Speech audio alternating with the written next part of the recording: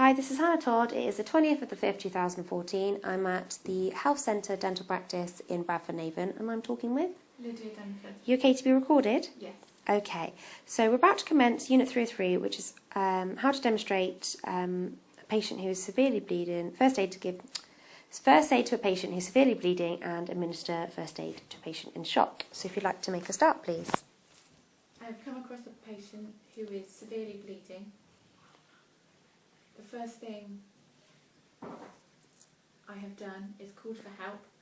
I have asked for the first aid kit to be brought to me. If available, I will put on PPI, but if not, then I'll use whatever is available at the time.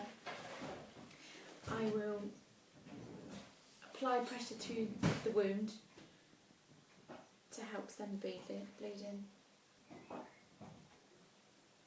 Once the first aid kit comes, I will apply a bandage, a dressing.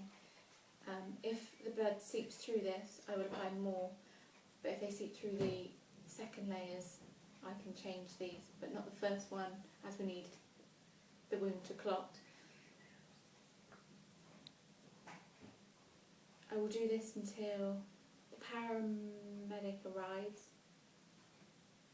or the bleeding is stemmed, or I arrive at a hospital.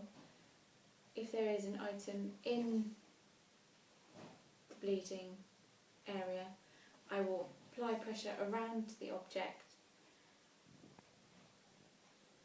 and place the bandages around the object also, still applying pressure until the paramedics come. I stem the bleeding, or I arrive at a hospital.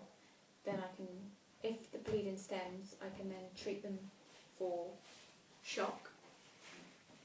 If the wound allows me to, I will raise their legs higher than their body, so it's higher than their heart, and I keep them this way. Or I will raise their chests and lean them against me.